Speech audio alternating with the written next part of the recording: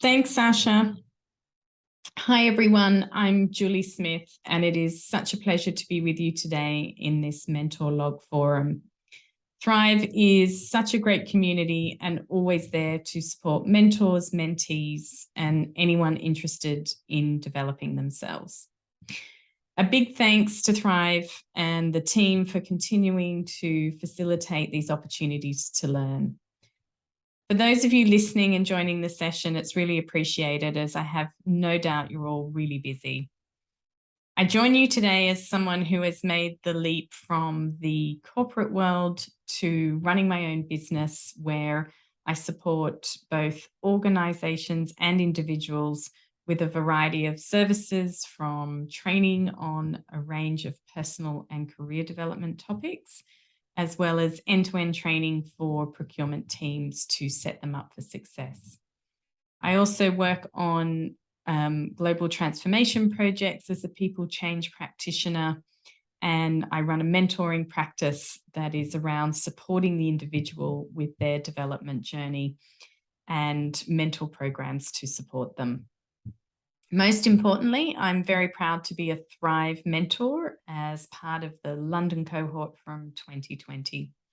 Please feel free to connect with me. My details are on the screen, and Asha will kindly share my LinkedIn handle in the chat. So let me share with you what I'm going to cover today. The focus for this Mentorlogue is about taking that next step in your career. And what I'll share is applicable to a range of scenarios, from getting a promotion right through to a complete change in career direction. The days are flying by. It's already late September. It's really easy for the years to just go by. And some of you might be thinking, I'm still in that same job and I'm not sure I want to be in this job. Others of you may be thinking, I'm not where I thought I would be at this point in my life. And maybe some of you are thinking, I'm looking for a change and I want something that's more aligned to my purpose and what it is that I really want to do. Often what happens is that people are unsure of where to start with developing, building, and changing their career.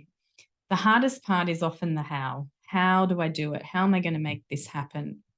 I'm going to share with you one type of structure and approach that's worked well, and leave you with some practical tips and actions that you can start using from today. Within this session, I will share my own experience from where I went from being a permanent employee my whole career to that career step change to now running my own business, and what worked well in that transition. This session covers about being intentional about where you want to go, how you can do it, what are some of the common obstacles faced, and how mentoring can really help you. All questions are welcome, and Ash is going to help me by monitoring the chat, and I've kept a good amount of time at the end of the session for any Q&A. So let me walk you through the material.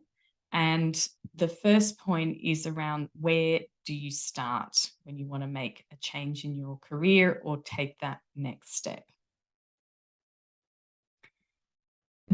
So where do you start? You may well be thinking about how you would like to change jobs, change career, company, industry, even country, and take that next step in your career. A great place to start is with some self-reflection, as well as challenging yourself on what it is you really want to do. The most important step I found was asking myself some fundamental questions. And this was the starting point, and please feel free to write these down for yourself. When am I happiest at work was the first question. By answering this, you get a better idea of your potential purpose. I found that the answer to this question was something I loved doing, which was training people and helping them develop. And I didn't feel like that was a chore, and it didn't feel like it was a job. And I was interested in, how do I turn that into a day job in my career? So this was a great place to start. And I was able to go, right, I can put a pin in the ground at this point because I've got an idea here and I've got an idea I can follow up and explore and see how I can make it happen. The next question is, what do you love doing? And what do you love doing in both your work and your life? And this is a rephrased question from the first one, because there may well be differences between the two. And maybe there is something in your life that you love doing as a hobby that you can turn into your career. For all of you to thrive and grow, having a direction and goals to look forward to and being clear on your purpose is paramount. The answers to these questions becomes a driver for the decisions you make in the future. When I asked myself the first two questions, it triggered me to make significant changes in my career journey, which led me to where I am now. I worked out what I was passionate about and what I believed to be my purpose. And that was around helping people grow, giving them support, being part of their development journey through either mentoring or training or both. Positive people change and helping people be successful is the ultimate goal I was looking to achieve. For me, I'm now living the answers to those first two questions, and I'm doing what makes me happy and what I love doing. My recommendation to you all is ask and answer those questions in your own time. Start to map out the ideal vision for your career as well as your life, and then work backwards to see what you need to do to make it happen. Take some time to really think on these questions, and depending on your personality type, you may find quiet reflection works well for you. Others may want to brainstorm these with trusted friends. You won't necessarily have all the answers, and this is important to recognize. Your career, like your life, is a journey, and things don't always happen overnight. And giving yourself some time to think, plan, and do will help you get where you want to go. Don't be hard on yourself and give yourself time to think. The questions start to show you your purpose. Your purpose then starts to shape the career path and the direction you want to go. The third question, what is most important to me, is about finding the balance between your career and your life. Where do you want to work? How do you want to work? In a team, by yourself, for someone or with someone? Run your own show. What's going to be best for you and your family?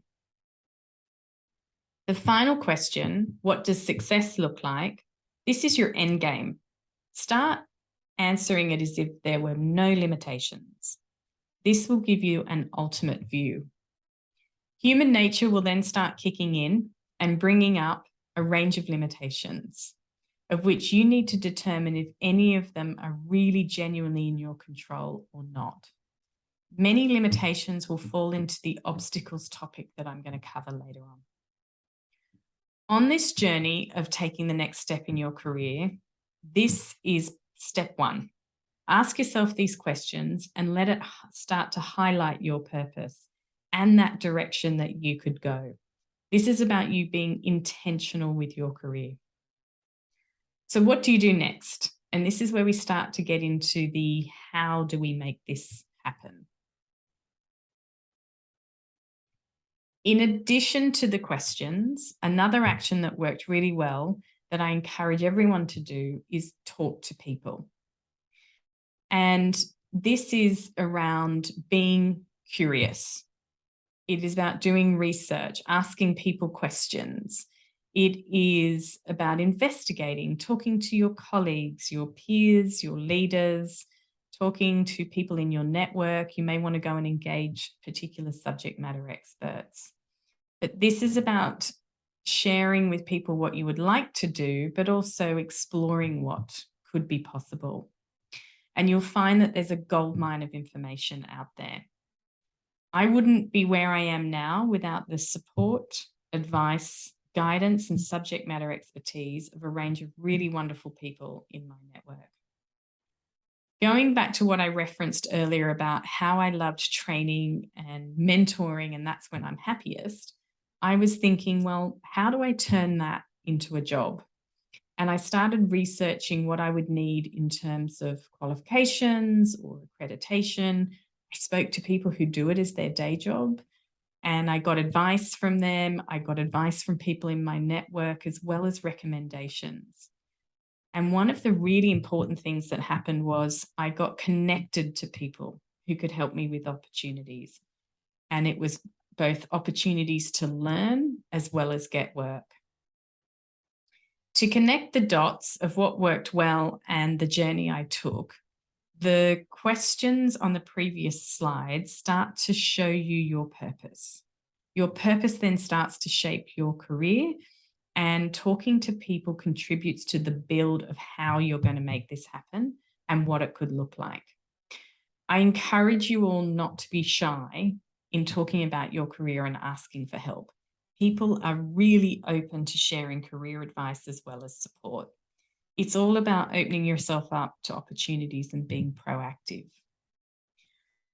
What are some of the other actions that you can take in making that next step in your career a reality? Let me share some more things that you can think about. As part of talking and connecting with people, I would encourage you to build and leverage relationships. The expression, who you know, not what you know, still plays true today. And leveraging your network is key to building your career, increasing your learning, gaining experiences, and getting access to more opportunities, and bringing exposure to you and what it is that you're interested in. If people know you and know what you would like to do, then you have a greater chance of that new career becoming a reality. Have a think about who you can go and talk with to have a career conversation or seek support in an opportunity. Through talking with my network, it led to people who I now do work for and have built a great working relationship with as my customers. I was amazed and incredibly grateful at how much people really want to help you. And so from today, you can go and start having a few chats, a few conversations, and it's amazing where those chats and conversations can lead to. Another action that can help you is identifying key people that are great to have in your journey of developing your career and taking that next step. I'm going to leave you with 4 categories of people that work well.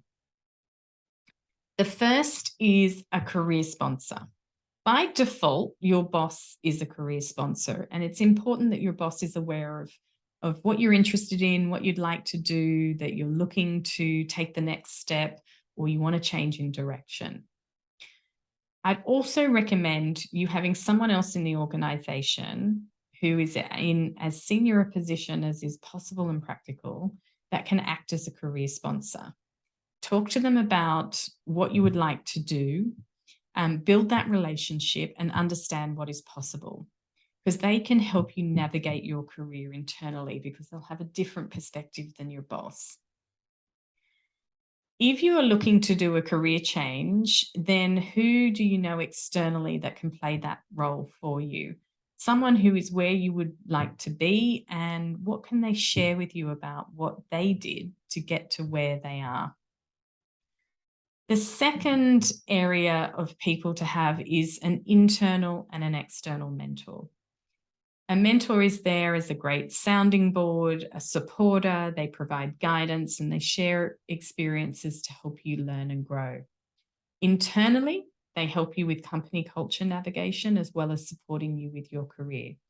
Externally, they provide objectivity and a range of different experiences. Career champions is the third group. This is a select group of people across the business and within your wider network who represent you when you are not there to do so.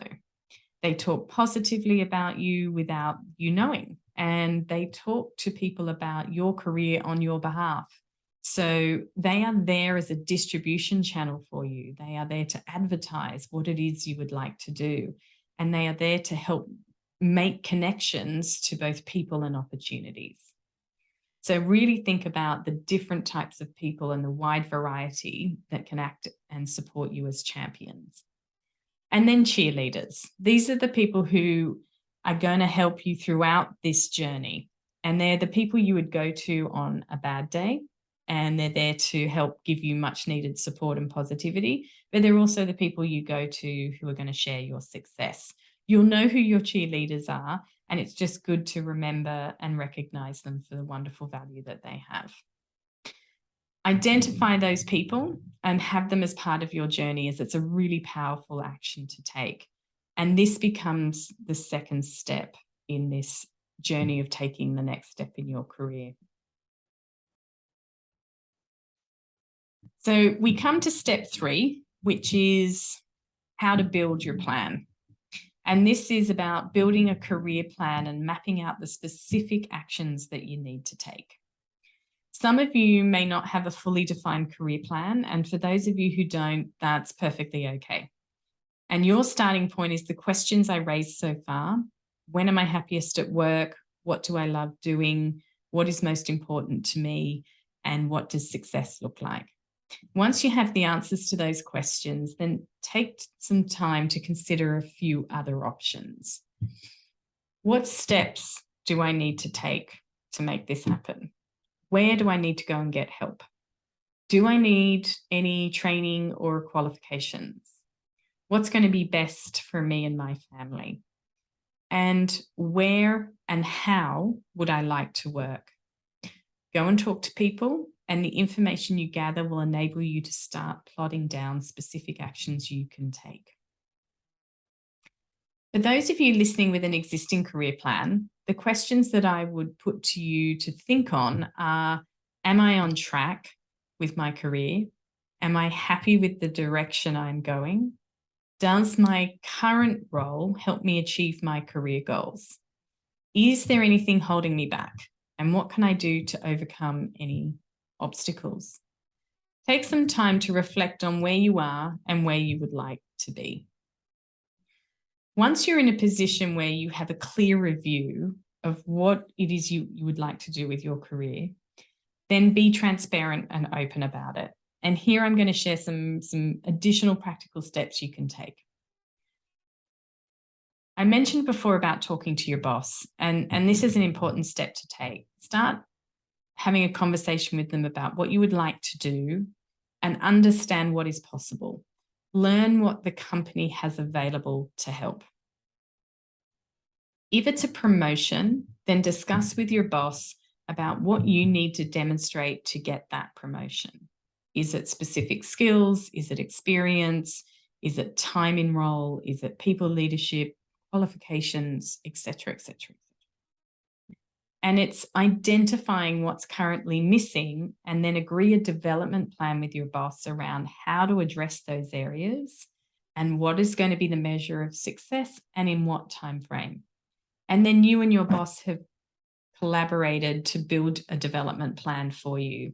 That's something that can really help you in getting that promotion.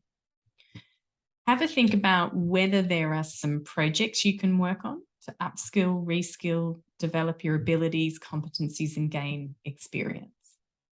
Are there any short-term assignments to another role, another function, or a project, or even to a move to a new country? And what training is available for you to get the job you want?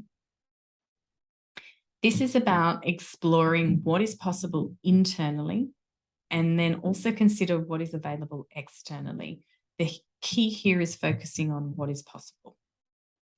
If you're looking to change career direction, then who do you know that has done it already that you can talk to and learn from? Any specific experience that you need? Is there a specific actions that you need to take with your skills and your knowledge? And if you're going to go out on your own, in what form? Are you going to be a contractor, a freelance, or a supplier? What do you need to do for any of those options based on where you live? The jurisdiction that you live in will determine any financial and legal requirements that you need to work within. At this point for me, after speaking to a range of different people, I determined I would set myself up as a limited company in the UK, and I spoke to other people that had done it to learn more about their experience And then I found also that the government provides a range of information that helps me understand the requirements, the steps to take, and the rules. And understanding those rules and regulations around the employment type you choose is important. At this point, you're now well on your way to shaping your career plan. And there's a few more actions that you can consider. Other actions I took was volunteering. What this gave me was valuable experience, networking opportunities, the ability to demonstrate what I could do, and a way for me to learn more. All the places I volunteered at have now led me to clients that I now work with. Most importantly, though, it enables you to give back and to support others. If you are looking at transitioning your career to something very different from what you do now, consider starting small and building it over time. Take on small opportunities to build your expertise and get it to a point where you can transition to it becoming financially viable. And a final action was mapping out a learning journey for yourself. One of the few positives that came out of the pandemic was a massive increase in readily available free training. There's also plenty of specific books around a subject matter that you can refer to. You could organise to shadow people. There's in the field, on the job training, and of course, paid courses and qualifications. The opportunities to learn without it being a financial burden are plentiful. When it comes to the career that you want, what skills, knowledge, and experience do you need? And that's your task to go and find out. What I want you to take away, though, is you can learn without it being a financial burden. So this is step 3. It's about building that action plan. And I'll now talk about some of the common obstacles and challenges that all of us can face when taking that next step in our career. An important watch out here is around managing expectations when it comes as a challenge and a potential obstacle. And this is your own expectations as well as the company that you work for. If you're looking to take that next step in your career internally, then it's good to have in your mind that no organization that you ever work for has an endless pot of money, time, and resources. So your focus is on what is possible. That's the focus for having the best conversation that will set realistic expectations and also enable you to make decisions. You may find through discussion that the company you work for has some great opportunities for you and you get a good view of what's possible. On the flip side, you may find that it doesn't, and therefore it changes the direction that you want to go and the decision-making that you're going to take. And you might start looking externally for where you can follow the career path that you want. For any external career change or transition, think about it in light of where you are today and what expectations are you putting on yourself. Be realistic, be kind to yourself, and give yourself time to think, plan, and do. A common problem that many people face is putting your job before your career. If you think about the demands between work and home, it's really easy to get stuck in what you're doing day to day, which is the short term, and paying less attention to your overall career, which is the long-term view. This is especially true of working parents and caregivers. Have a think about where you're spending your time. Take the time to invest in yourself, and a good rule of thumb is the 80% of your work week is on your job and 20% is on your career. Now, you may not be able to do 20% straight away, as that would mean, in theory, Monday to Thursday is spent on your day job and Friday is all about your career. And I know that that's not the reality of your day jobs. But what I think you could start doing is, where is it that you can carve out some time? And when I talk about that 20% spending on your career, that's all about the development. So it's not just the training, it's going and having mentoring, it's having career conversations, it's going and doing research and and doing your own kind of thinking around your learning journey or people you could talk to or building those relationships within your network. And 20% sounds like a lot. So maybe start with 1%. And that 1% could be an hour spent having a mentoring session. It could be an hour spent having a coffee career conversation. It could be an hour with you starting to map things out and really answering some of those questions. And this is about you then building on that. And then slowly but surely, you'll find yourself making a bit of a improved balance between your day job and your career. Another common obstacle is the perfection trap. And I want to share an example that comes up quite frequently. And this is when people look at a job description and they may find themselves going, well, I can't do 90, 95, 100% of what they're asking for, and therefore I'm not going to apply for the job. If you are currently looking at a job description and you can do 60 to 70% of what they're asking for, I would encourage you to apply. And the remaining 30 to 40% is asking yourself, what's missing? How critical is it? Can you learn it beforehand or can you learn it on the job? And getting yourself into a position where you can articulate that it enables you to get an interview to talk about it further. And then when you are in an interview, the topic of conversation about what's missing is about your ability to learn and also your ability to grow. Really think about why having 100% is not always the best strategy. There may be some technical roles where you do need to have 100%, but for non-technical roles, I would encourage people to give it a go. As a hiring manager, I can tell you that I don't want someone, and this is very common among hiring managers, we don't want you to have 100% because you're going to get bored very quickly. We want to know that you've got a good 60 to 70% of what's being asked. We want to know what your attitude and behaviors are like and that you've got the willingness and the ability to learn.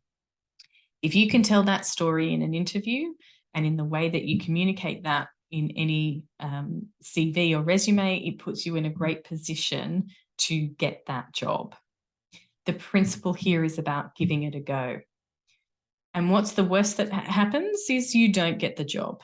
But even that in itself can be a positive.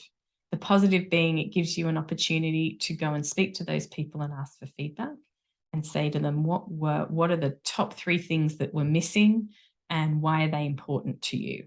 And then that gives you some insights to follow up on. This also applies to anyone going for a career change.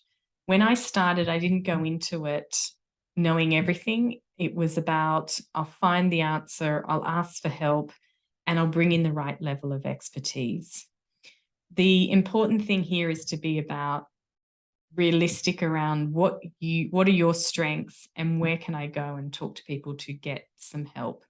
People are not expecting you to know everything, and it's healthy to try and remove that expectation of yourself in relation to the perfection trap. So let me now wrap up on the final share regarding obstacles. What is going to stop you or stress you from taking that next step in your career? And the 3 most common obstacles are fear, time, and money. Fear can manifest itself in many ways. Often people will be thinking, I can't do it. What if I fail? Imposter syndrome will rear its head, the lack of confidence, and just worrying about a whole range of things that you may not be able to control.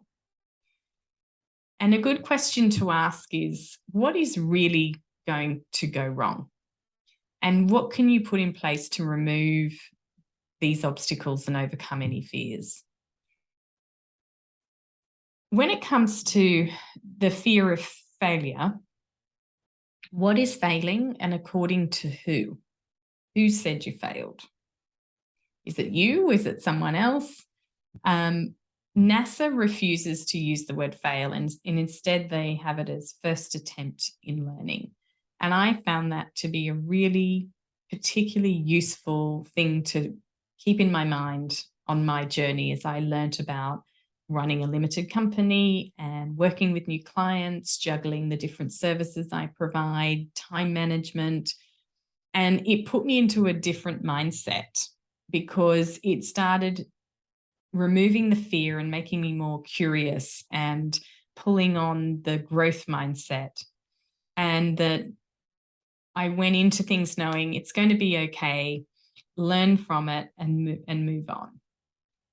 It's important to recognize these fears. They're normal. They're, it's nothing that we all have it, and they're valid. And the key for me was really, with recognizing and identifying these fears, really challenging myself around, can I genuinely control this, or is it something that is out of my control and therefore I'm worrying about something I can't do anything about? When it comes to time, an important point to remember is that there's no schedule or timetable that we all must follow with our careers. Wherever you are now is exactly where you need to be. We're all different with a variety of needs and goals. Have a think about what's early and what's late, compared with whom and compared with what. Comparison is the thief of joy. Your life and career is not on anyone's schedule except your own. So don't beat yourself up for where you are right now. It's your timeline, no one else's, and nothing is off schedule. To give you an idea, my move from the corporate world to going out on my own was a 2-year journey.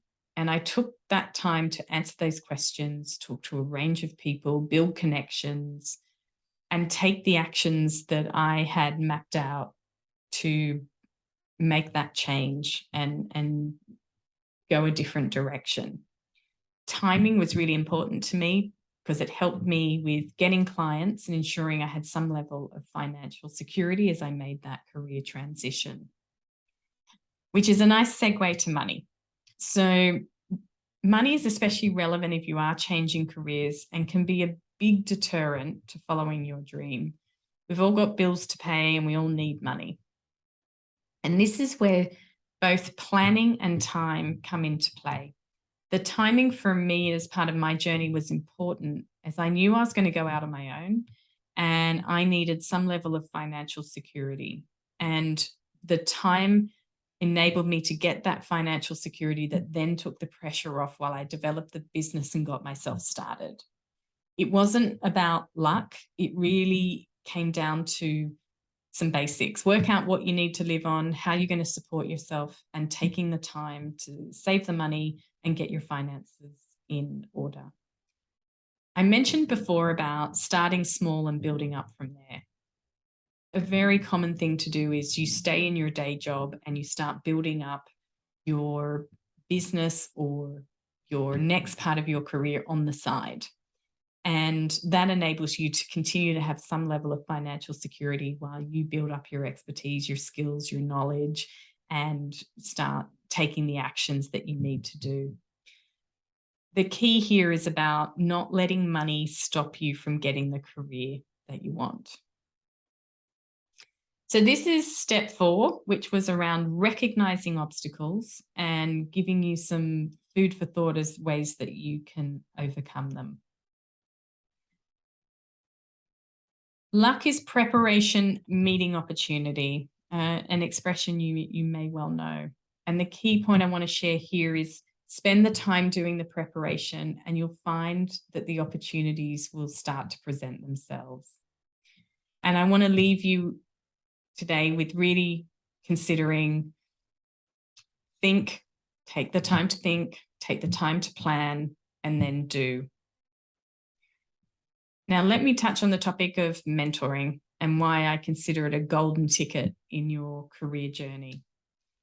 Mentoring is a relationship that's designed to support the mentee so they're able to develop their skills, maximize their potential both personally and professionally. The mentoring relationship is a way to gain practical advice, encouragement, and learn from the experience of others. It has some amazing career benefits for both the mentee and the mentor. It's great for networking, professional development. You learn a whole range of practical tools, and you get to see the world from a different perspective. Your mentor is actively helping you. They're helping you with accountability, they're helping you with support, and they're acting in many different roles, such as a cheerleader and a career champion, and to give you some great insights to help you on your way. Your mentor, if it's someone that's outside of the organization, that relationship will allow you to be more honest with your concerns and receive useful feedback on development areas that you're looking to address. With an external mentor, it removes politics, it removes any fear of reprisal, and it's fully confidential. Mentoring can also have great benefits for those at any level and at any age. As we all get busier, we start to reduce the time we spend investing in our own development. And we may not always be given access to regular training and regular activities that foster your personal development. And mentoring can be a way to fill that gap. So have a look for a mentor that you think is a good fit for you and can help you get on track with your career. Thrive are doing amazing work across the globe as they expand, and I would highly encourage you to look at Thrive as a great place to either be a mentor or to be a mentee. I love how mentoring has such a powerful impact on the individual and how it has such a strong impact on their career. And that's why being a mentor is one of the things I do in my day job. And the joy I get from it makes it so worthwhile. Let me summarize for you. Have a think about those 4 questions that I posed at the beginning. Start going out and talking to people either within your organization and outside of your organization, and really start building your network and connecting with people, and be open about what it is you're interested in doing. And then identify what are the actions that you need to take. What's a learning pathway that's going to help you?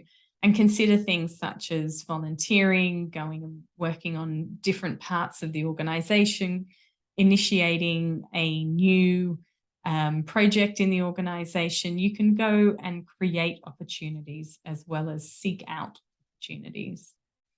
And then identify those obstacles. What's blocking you? What's stopping you? What are you worried about? And identify whether it's something that you can genuinely control and manage, or whether it's something that's completely out of your control. I hope you've been able to take some practical ideas and tools from what I've shared today, and I'm happy to connect with anyone on LinkedIn or through the Thrive community. And I will pause now and open up for any questions or comments that you have. And thank you to Asha for your help with this session today, and thank you for those that are listening.